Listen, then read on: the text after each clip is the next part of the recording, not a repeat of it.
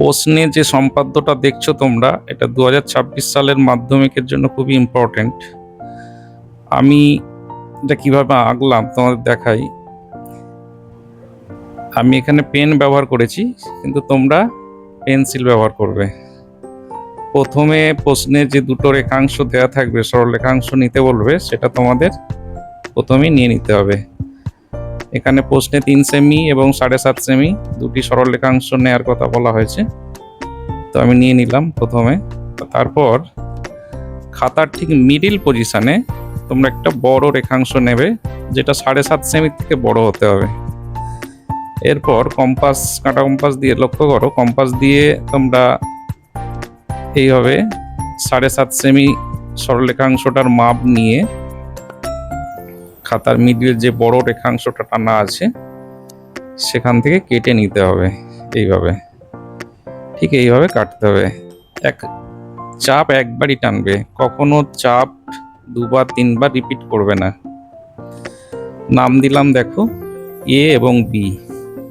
এরপর এই যে 3 সেমি যে সরল রেখাংশটি, এটির মাপ নিয়ে আমরা এ বিন্দুতে একটি বৃত্ত আঁকব, ঠিক এইভাবে। তারপর এই যে এবি যে সরল রেখাংশটা, এই এবি অংশটাকে আমরা সমান দুভাগে ভাগ করব কম্পাসের সাহায্যে। নিয়ম হচ্ছে এ বা বি যে কোনো বিন্দুতে বসিয়ে এরকম দুই দিকে প্রথমে চাপ টানতে হবে, তারপর অপর বিন্দুতে বসিয়ে ঠিক এইভাবে ছেদ করতে হবে। দেখো এই যে দুটি ছেদ বিন্দু, এই বিন্দু দুটি যুক্ত করতে হবে, এইভাবে যুক্ত করবে। তার ফলে এবং এই বিন্দু দুটোর নাম দিয়ে দেবে, যে কোনো নাম, সিডি দিয়ে দিলাম আমি এখানে। আর এবির যে মধ্যবিন্দু, সেই বিন্দুটার নাম দেওয়া হলো ও। এখন আমরা ওতে কাঁটা বসিয়ে ও এ অথবা ও বি যে কোনো একটা মাপ নিতে হবে, কারণ ও হচ্ছে এবির মধ্যবিন্দু। তোমরা যে মাপটা নেবে সেটাই রাইট। আমরা ও এর মাপ নিয়ে, লক্ষ্য করো, একটি অর্ধবৃত্ত আঁকবো। যেহেতু এখানে একটি স্পর্শক অঙ্কনের কথা বলেছে, তাই আমরা অর্ধবৃত্ত করব। যদি দুটি স্পর্শক অঙ্কনের কথা বলে, তাহলে আমরা এই বৃত্তটা সম্পূর্ণ করব। তো লক্ষ্য করো, এইভাবে অর্ধবৃত্ত আঁকলাম। এর ফলে দুটো আগের বৃত্ত আর এই অর্ধবৃত্ত একটা বিন্দুতে ছেদ করেছে, সেই বিন্দুর নাম দিলাম পি।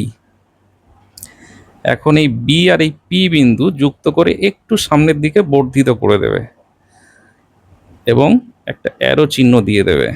এটাই হচ্ছে আমাদের নির্ণয়, যেটি স্পর্শক আঁকতে বলেছে, সেই স্পর্শকটি। এই স্পর্শকটির মাপ জানতে চায় অনেক সময় প্রশ্নে।